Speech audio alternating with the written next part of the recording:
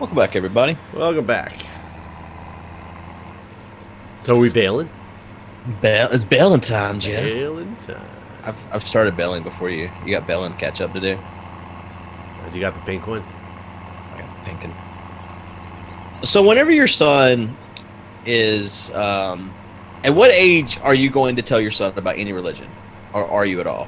Oh God, I have no idea.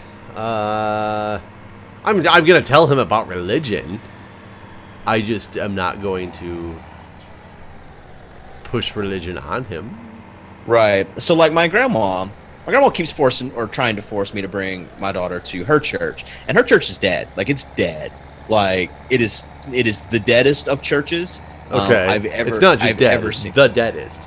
The deadest church. We got the deadest church. Let me tell you, folks. But like so the youngest, the youngest people there. Well, there's actually these like two kids from they're like a foster family or whatever. But other than those two kids whose parents are in their 70s, their adopted parents, the youngest people that go there are 60. Like there is no one at this church, and so like I've tried to explain to my grandma because like we've taken my daughter to other churches in the area because like there's we always go to the this Halloween thing at this one church. It's always really good, and so we've gone before to this church, and because they seem like they have tons of kids, I thought it would be like a good community or whatever. But I've told my daughter about other like many religions. It's not just Christianity. It's like there's all these religions. People believe different things. Once you get older, that's whenever you'll be old enough to kind of weigh out what everyone thinks and then decide. Because right now you're too young, and if you get told that this is the right thing, then you may someday think that this is not the right thing. And so that's what she knows.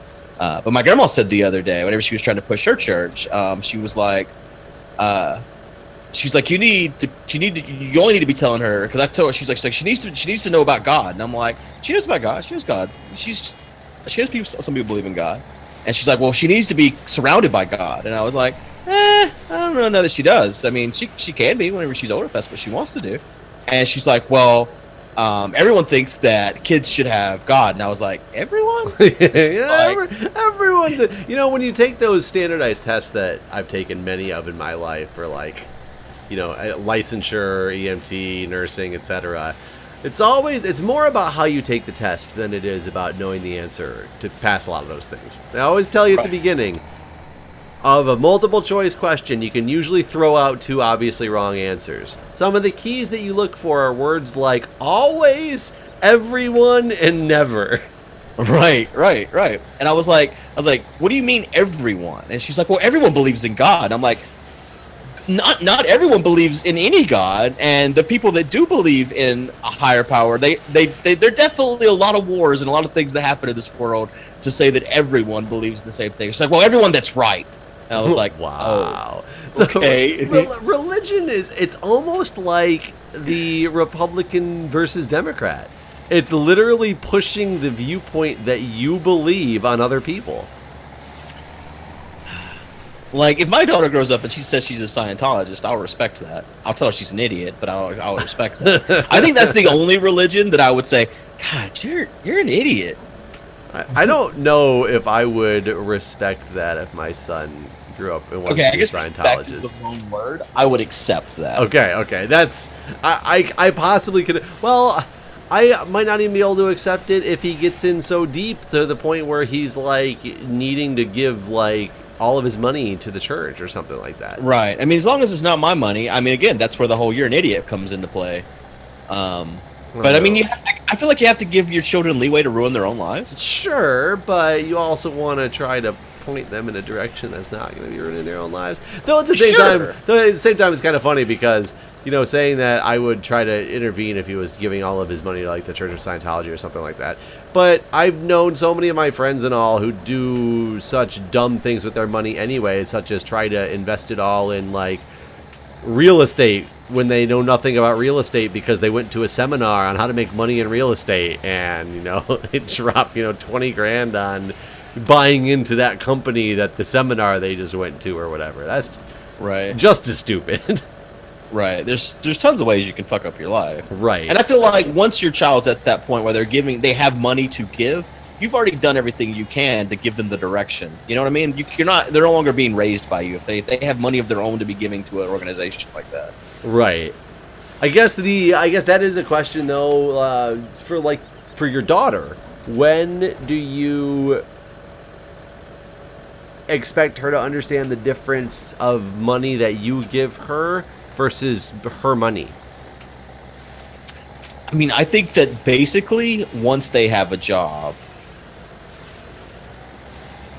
like I know someone that's in college right now, and they sent me a message. Yeah, you don't have to talk about me anymore, dude. Right here. Okay, a person that is young in college, is 18, and sent me a message the other day that said that they were going to get an apartment, and I said, "Oh, you got a job?" And he said, "No." And then he sent me a spreadsheet about how the cost of on-school living wasn't much different, and so I guess he had actually done the work. But on campus versus off-campus living type of deal. Okay, right. But my initial reaction was, man, you're expecting a lot of your parents just to pay for this. But I guess in his case, he did do the research. But I guess a lot of kids don't have that opportunity either of their parents paying for their living, regardless of if it's on campus or off campus. Once they get to that age, I know I certainly didn't. When I was 17, I was expected, or I didn't have much of a choice other than to move out on my own. So I certainly didn't have that opportunity. I guess when I joined my fraternity house, I was a junior when I joined a fraternity house, and it cost more to live in the fraternity house than it would have to live in the dorms, but a lot of that was like beer funding. Like it really was. Like there was a lot of expenses that come up throughout the semester that get tallied to all the brothers, and one of them was down in our bar, was called Spikes.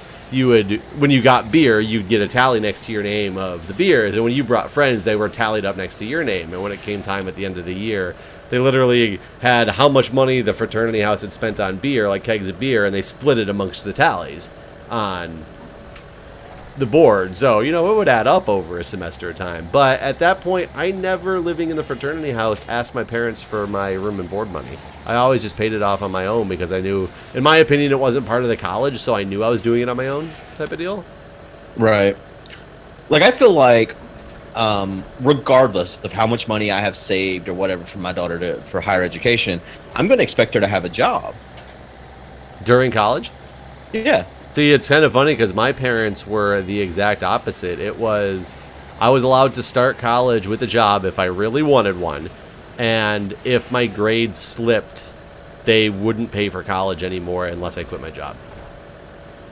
Okay, now that's fair. Yeah, it was a hey, if you can do it, go for it. But if it's affecting your schooling, you take that decision at that point that we won't pay for your college anymore, or you can quit the job and focus on schooling. And I never had to quit my job. I will say that I never had to quit my job. Like, I think that's important too. That you learn how to balance those type of things. I mean, it probably has helped you to now still go to school and work. Yeah. Oh, it's definitely taught me a lot about time management in my life. And one of the things that I've always learned, I remember getting in a huge fight one Thanksgiving with my sister because I don't know what her problem was at this Thanksgiving. She must have been going through like a rough time. But I went to school in one place, she went to school in another place. I was only 20 minutes down the road from my parents. So for Thanksgiving, and yes, I lived off, on campus. They made you live on campus your freshman year, which was kind of interesting, even though I was like a local student technically. But then I was like in the fraternity house after that. Like at this point I was in the fraternity house, so I was living on campus. But I remember it was the Wednesday of Thanksgiving break. I had gotten up and gone to my 8 o'clock class, or I skipped my 8 o'clock class because I was drinking the night before, and you didn't really have to go to class on the Wednesday before unless you had a test because most people had already gone on vacation.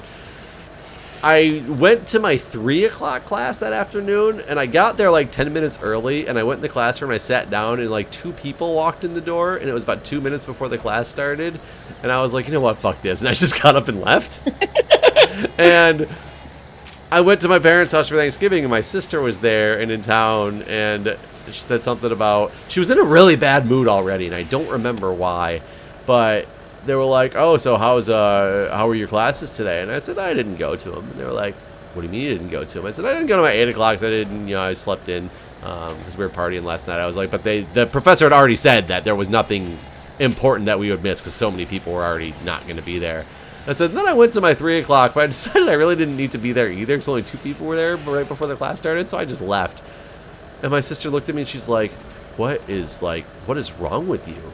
And I said, it's all about time management. And she goes, how is that about time management? You're not doing anything. And I said, it's very important to understand that time management, and I said this to her verbatim, I was like, time management is not just about learning how to get everything done that you have on your plate. It's also about learning what actually doesn't need to get done, because that is part of time management. And she's like, she goes, you are the most inconsiderate son in the world. The way you're talking right now, I don't think you belong to this family. Like, she said that straight up. And my mom, like, looked at her like, what the fuck is going on? And I was like, I remember, I was like, I was, in my mind, I'm like, I don't know what's happening right now. And I just said, I said, I appreciate your feedback. And I put my fork and knife down, and I said, I'm going to be going back to college now. I will see you guys later. And I walked out of the house. My mom was like begging me not to leave. And I was like, no, it's fine. She obviously doesn't want me here right now. So I'm going to go back to college. It's only 20 minutes away from me. And I left. Oh, wow. That's fantastic. But the point was about time management. And I do still agree with that to this day. Everybody thinks that you have to get every little thing done. And that's really not what it's about. There are things you can just not get done and be okay. Yeah. One of the classes I taught, well, the only class I taught, I guess, but one of the assignments in that class was a paper. It was only a 3-page paper. It was a small paper. But it was structured in a way that if you did all the other assignments, if you didn't do the paper, you could still get a 4-point in the class. That's cool. I had some students not turn in the paper, and I respected that. Hey, if you decided that the paper is not what you want to do, and even if it's not that you're going to get a 4-point, but you're going to get a grade you're satisfied with by not turning in this assignment, hey, that's your prerogative. Yeah, I was always like that with homework.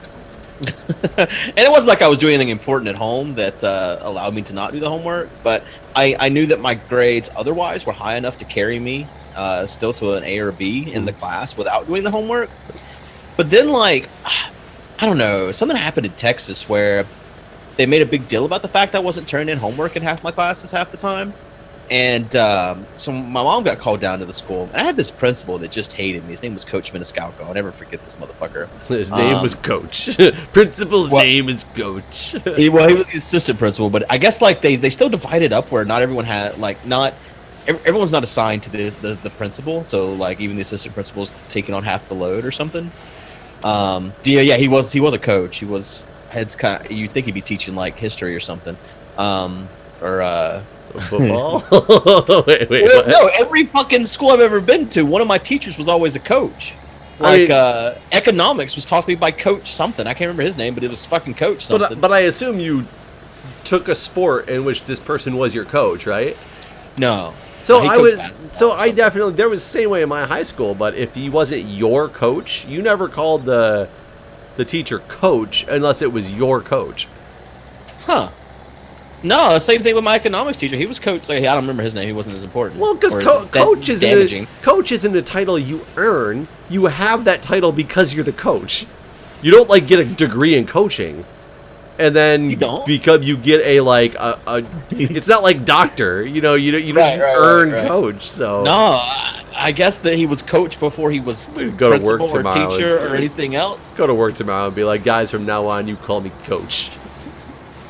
I mean, I've known well, I guess I haven't known. I've seen in comedies where the TV show Captain. Coach. No, I was gonna say like ship captains. They want to be called captain all the time. But they've earned that, though.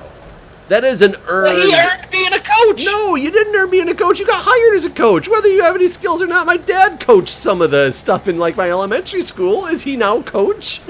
You can call him that if you like. He probably would prefer dad, though. He would actually probably prefer sir, but... Really? He told me that once. He was mad at me for something, like when I was really young and I was being disrespectful as like little kids do. And I don't know if I called him man or something like that, and he was like, "You will refer to me as father or sir." And I remember going, like, I was thinking in my mind, I was like, "Can I call you dad?" And he's like, "That's fine too." But like, that wasn't one of the initial options that he gave me in this anger. And I would have been the little asshole that said, "All right, father, sir," or "Sir, father." Sir, father. No, I think at this point I was like scared. When my dad got angry, like, you didn't want to mess around with that. Yeah. I got beat as a kid. Well, I did not. I did not. It was not like that. It was, my dad didn't yell often, so it was one of those things that when he did, you knew you fucked up, type of deal. So you instantly went from I'm an asshole mode to oh shit mode. This wasn't by my dad, at least. I don't think my dad has ever spanked me or hit me in any way, actually. But no, I eventually got a point with my stepdad, though, that I just became like, and just a total asshole. I didn't care anymore because I was going to get beat either way. So it didn't really matter, I guess. Anyways, you derailed my Coach Maniscalco story here. Coach Maniscalco. Coach Sacramukje. How the fuck you say that guy's name? Mom got called down to the school and brought me into his office. It's like, Jason hasn't been turning in his homework in any of his classes. So we're gonna give you the option, Jason. From now on, if you don't turn in your homework in a class, you're gonna get either a 1 lick of corporal punishment or 1 day of Saturday school, and you get to choose. Wait, did you guys have corporal punishment? Oh yeah, I've always had corporal punishment in every school I went to. Oh. Okay. No, I've had the shit beat out of me at school. And then the thing was too, at home, the stepdad Kevin, he had this fraternity board that if I ever got corporal punishment at school, I got the same amount at home from his fraternity board. So yeah, that was the thing he always beat me with, was this fucking fraternity board. Anyways, so I had agreed to go with the Saturday school, and he's like, "Okay, since you picked Saturday school, corporal punishment it is." Oh yeah, one of those guys. Yep, he's a fucking asshole. And so the funny thing was, I left that class and I went directly back to my class, and there was homework due, and the whole thing was like starting today. So like I remember running back to that class and like just putting shit on paper that didn't even have anything to do with, just like turned a piece of paper in.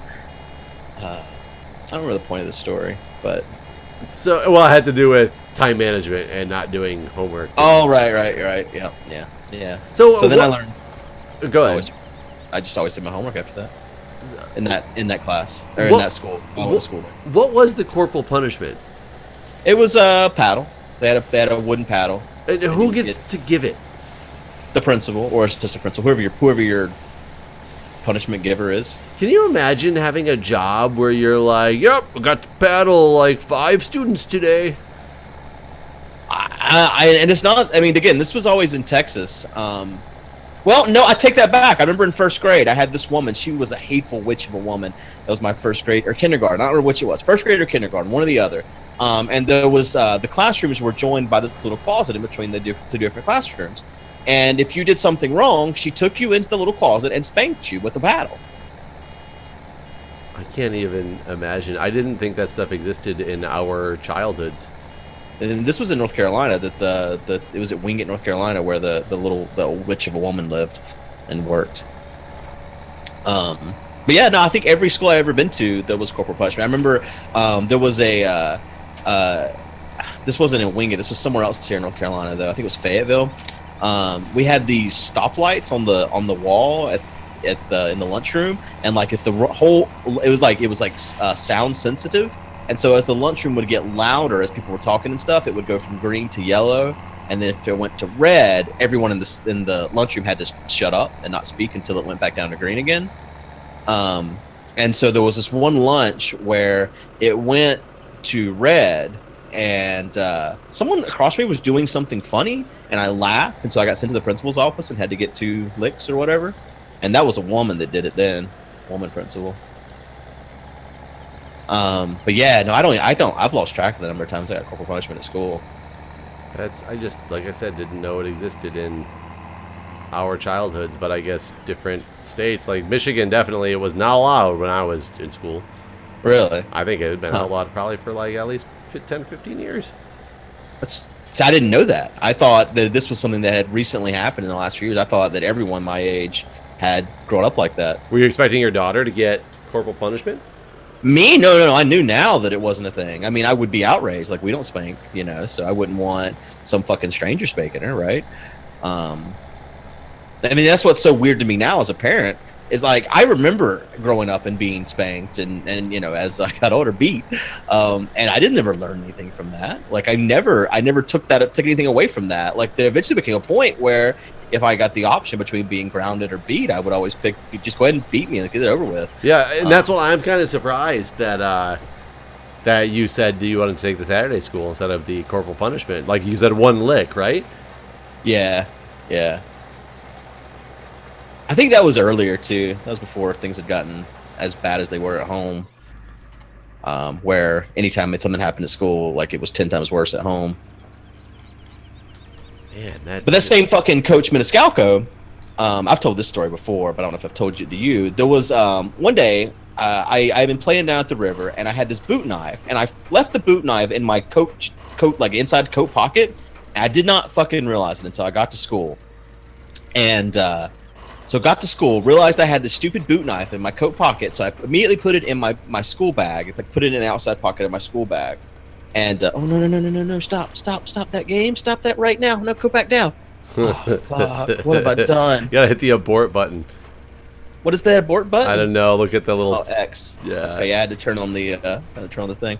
And so I immediately put my little knife in my school bag, and the English class I had, it was this weird half class where you would go to the class for a period of time, and then halfway through it you would go to lunch, and then you would come back. Oh, you know what's weird? You can't put the fucking grip thing up now that I've started unloading. Right. I just ruined everything. Yeah, you know you're gonna have to come and drop it off. I don't know why. It's like it seems to be messed up. I guess I'll abort this unloading and then back it in. But this stupid English teacher, she went. I guess she went through everyone's school bags every day at lunch. It's the only thing I could figure. She was just this nosy little bitch. I got a list of fucking teachers. If I could ever get a hold of them now, that I would just let them know what terrible human beings they are. Not just like a bad teacher, just like, you really should never have been a teacher, and this is how much you've affected my childhood, and I remember you for being a total fucking bitch. But she went through my school bag and found this fucking knife. And so I remember coming back from lunch and checking my bag, make sure it was still there, and it wasn't. It was gone. And so the rest of the day, I'm like, all right, what the fuck happened to this knife? And, you know, should I be concerned? What has happened? And then later the day, I was in art and get a call from Coach Maniscalco to come down to the principal's office. So I come down, and he's got the little knife on his desk, and he's like, so you brought the knife to school? And I'm like, yep. And I tell him the complete and utter truth. I was like, brought the knife to school, realized I had it, realized I left it in my coat pocket, put it in my bag so I could bring it home. And he's like, nope, last week you had an argument with Timmy or Jimmy. I can't remember which one it fucking was now. And we know you were going to stab him. They know you, Guude. They just know. And I was like, this is absolutely not the case. And I told him again everything. You were going to do some stabbing. I believe him. Yep. Guude's the stabber. So I got suspended from school for 2 days, I think it was. Which is, compared to, you know, today's school climate, I would have been expelled forever. So I guess it's, you know, those things, I guess that's another example of how things have changed. Back then, you bring a knife to school, you still get to go to school in a couple days. I bring a knife to school, never get to go to school again. But yeah, they could beat you. I remember my buddy had a knife once. I don't know why he had a knife. He was just one of those guys. I think he just thought he was cool for carrying it. And somebody was actually getting in. Somebody was starting some shit with them to get in a fight. And in one class, he gave me the knife, and he was like, "I need you to take this so I'm not tempted to use it if this thing actually does come to a fight." I was like, okay, and I took it, and like I kept it for the rest of the day because he was, you know, worried about this fight happening outside of school or whatever. So I took it home. Somehow my parents found out that I had this knife, and they took it from me, and I kept getting mad at them because they wouldn't let me bring it back to school to give it to my buddy. And I didn't understand why, because like you said, back then it wasn't that big of a deal. It was, oh, if you're caught with it, if they catch you with it, which is going to be highly unlikely that they're going to catch you with it because I'm only there just giving it to somebody, then all they're going to do is get mad at me, and I'll be back to school like the next day or right, or whatever. But Yeah, that could have turned out terrible. Packrat, I've told Packrat this story before. He's like, huh, I always carried a knife at school. It was always in my belt loop. So, That's like, interesting. yeah. Did he... I don't know where he went to school at, so I don't know either. Fucking Alaska. It could have been Alaska. Maybe he's Canadian. I don't know. I feel like Alaska, that's okay, right? They're like, oh, yeah, bring a knife, whatever, it's cold. You could always be like oh my god, what is the education director lady's name? Betsy DeVos? Yeah, when she was saying something about, you know, how she thinks it's okay for teachers to bring guns to school to protect themselves from bears. Was she talking about hairy gay men? Maybe. She might have been talking about that, but yeah, it was a very, very odd thing to say. Sure, teachers should be able to bring guns to school in case they have to protect themselves from a bear. That seems like the most likely scenario. Is that what? Is everything planted and ready to go, actually? No, I gotta check the one field because apparently a plow was sitting on the side too close to the guy, so I had to... So a couple of days ago, I was at the grocery store with my daughter. It just finished, actually. Okay, so I'll speed her up. We're going down the chips aisle, and guy's got a gun on his hip. You know, just regular person, somebody with a permit to carry. I assume. Like he definitely was not a police officer, or I don't know if he was a police officer. He looked like he felt straight out of the fucking 80s, basically. Well, so he might have been a police officer. He did not look very clean either. Like, I don't know. He looked like your typical, very much redneck. He could have been a police officer. It definitely wasn't a police issue gun that he was carrying around in the grocery store. And my daughter came up and she's like, that guy scared me. Why does he have a gun? And I'm like, I don't know. He's probably afraid of things that he really shouldn't be afraid of. I know what else to tell her. Like, I don't think there's a reason to carry around guns in the grocery store. But that's people's right to bear arms, man. Yeah. Yeah. That's such a weird thing, since it's supposed to be all about being able to rise up against the government. But that you cannot do at all again, anymore. That comes back to the, you know, customers paid for their participation. It really does. It's just because the intent was to say it one way. If it was written a different way, that could be interpreted a different way. You can't really argue against it now, can you?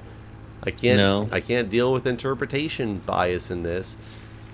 You know, I mean, the thing is with her too is she hasn't been taught anything about guns. So to me, she had an innocent reaction to without any external stimuli. Right.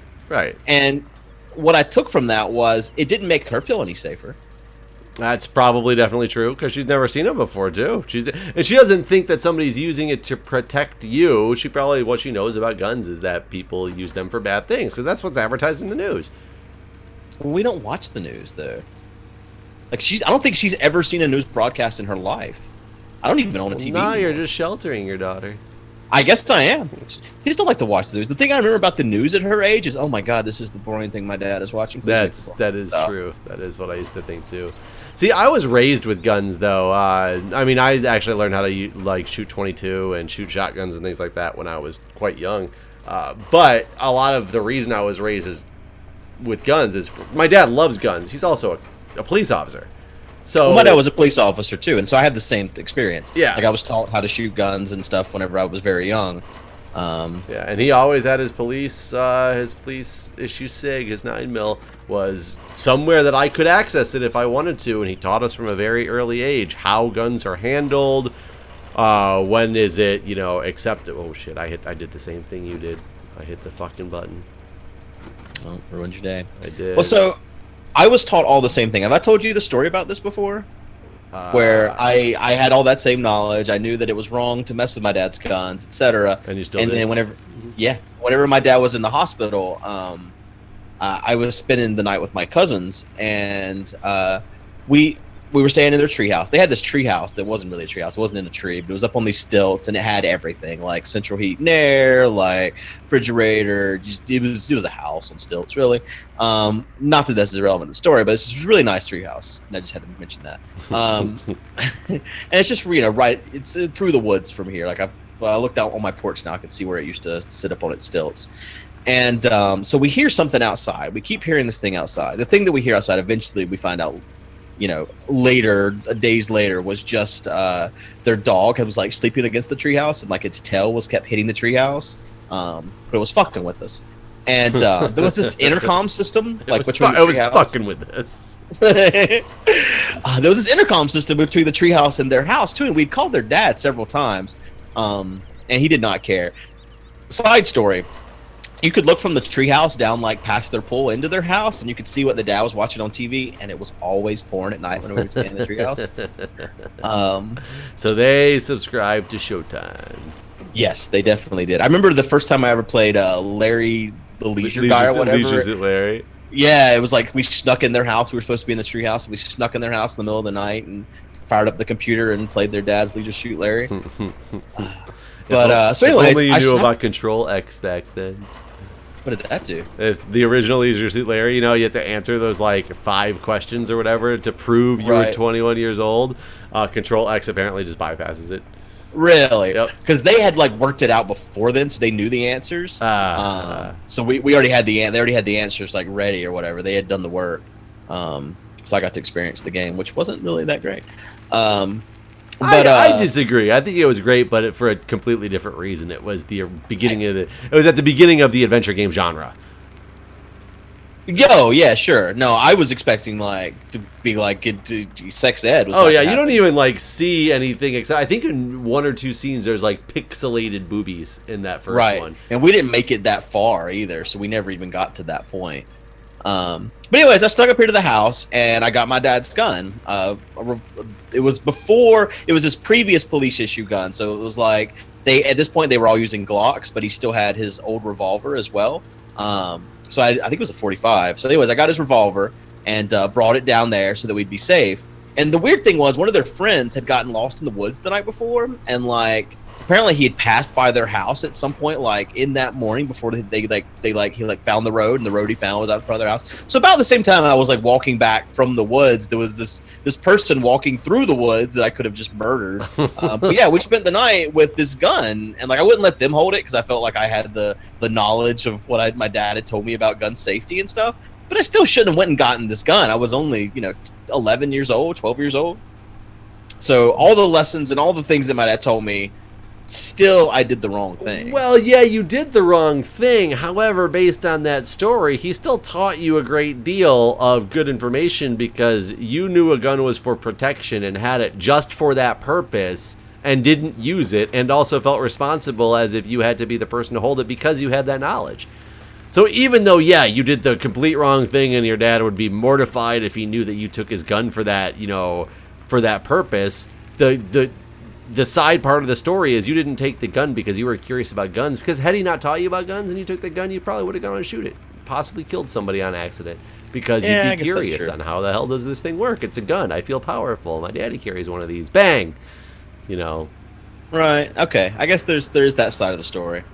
Still shouldn't have been. I guess he still should have kept the guns locked up. I guess is the long story short. Yeah, and you know what? My dad didn't keep his guns. Like his guns were literally sitting on our kitchen counter. Oh man, you could never have gotten carpet installed. Oh no, we definitely could not have gotten carpet installed. People would be like, whoa, whoa, whoa, whoa, whoa. Yeah, we had like multiple guns in easy access. Like his police gun was always sitting on the counter when he was home, not when he was like not there, because he was always there when he was home. But he might have been upstairs in his room taking a nap or something because he worked nights, so he slept a lot during the day, and his gun was downstairs where it theoretically was accessible. But I also knew where our locked gun cabinet was downstairs. I knew where the key was to get to the extra guns, but these were like 22s and hunting guns because my dad's a big hunter. And I knew where there was a loaded 22 at the ready right in our kitchen behind this big decoration in the corner, so you couldn't see it, but it was there. It was more for animals. We lived in the country, so we'd get like raccoons and stuff that would get up on the deck and like attack the dogs and the cats and stuff sometimes. So it was literally there for protection, but I knew exactly where it was at and how to shoot it in case I needed to, which I did have to shoot it before at some animals that were out there. But I would never let my son at that age that I was at deal with guns. Right.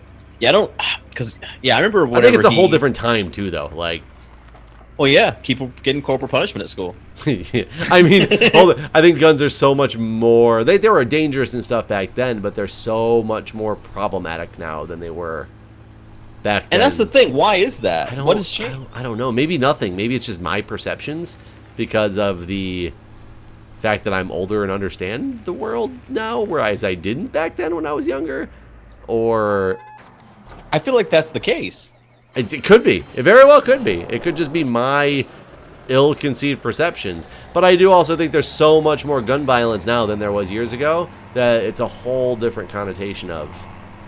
I wonder if that is the case. It probably is. There probably is more gun violence now than there was whenever we were kids.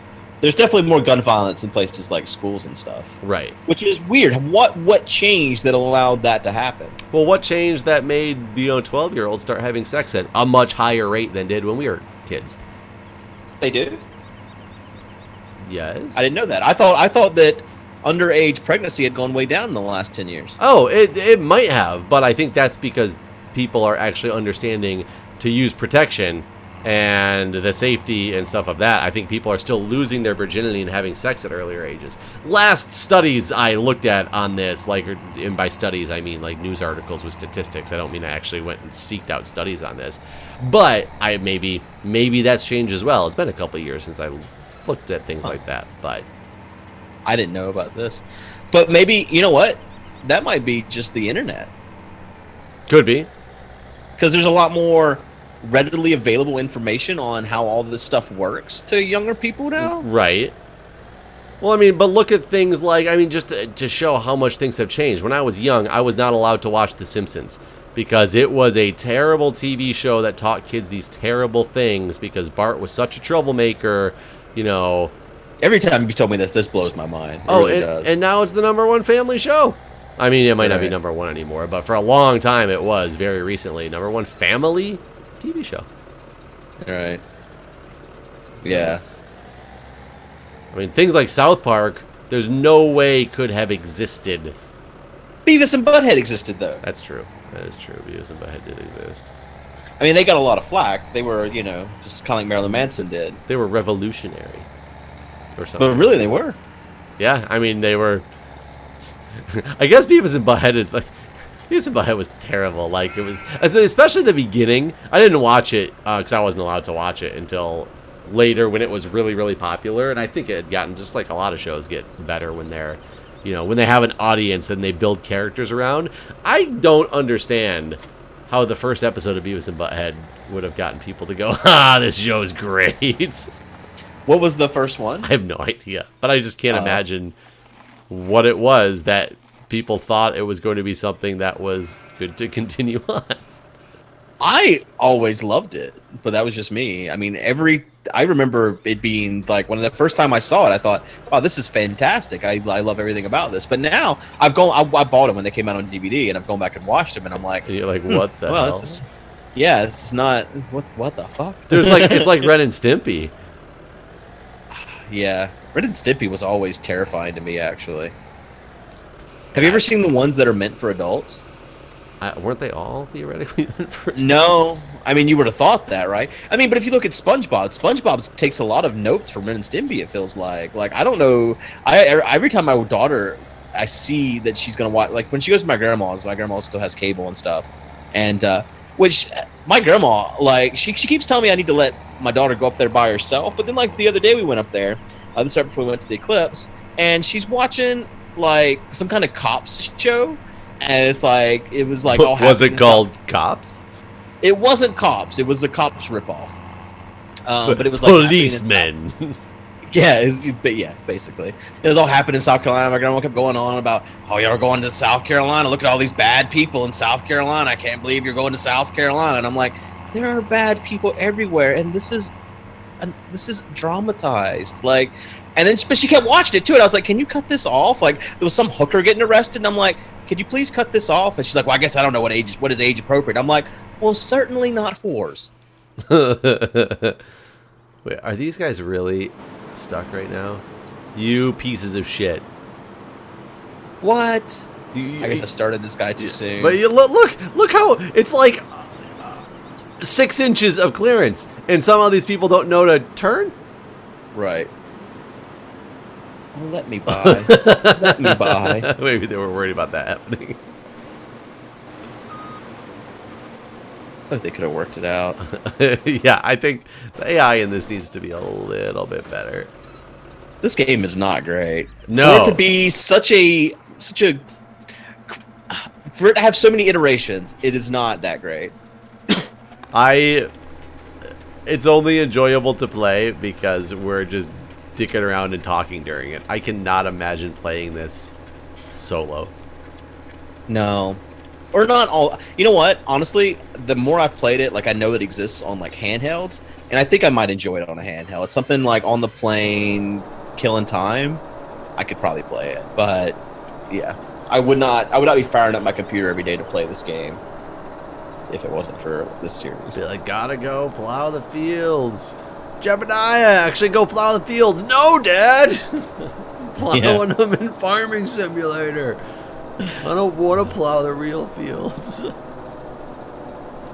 That's the weird thing. I don't know why I decided it was. Mostly the day whenever I linked you that thread on Reddit about Merkel playing Farming Simulator at Gamescom. I kept reading the thread trying to find if anyone could explain to me why this game is so popular in Germany. I thought they were going to like drop some wisdom on me or something. It never happened. Apparently the Arabs can. Oh God. I only say that not to really be. He linked me this thread about Merkel playing Farming Simulator at the Gamescom, and I clicked on the Reddit link, and the very first comment on it is, "We have closed comments to this thread due to the numerous complaints." Or God, what the hell does it say? I was so confused. It says, this thread has been multiple. This thread has been locked in response to overwhelming number of hateful comments made about Arabs, and I was like, "Wait, what?" Like, I can't imagine what happened in that thread. I don't even want to read this thread because it's well, and you know that those comments have been moderated too, so you can't even go in there and like figure out what happened, like because that stuff's gone. Oh my God, that was it made no sense. It blew my mind. I'm like, wait, somebody was playing Farming Simulator, you know, some political figure playing Farming Simulator, and somehow it turned into what? Yeah, it is very bizarre. But yeah, well, I guess it's okay because we're not German, so yeah. I don't know. Yeah, something like that. Well, we should stop here though. All right, guys. Thanks for watching. See you guys. See ya.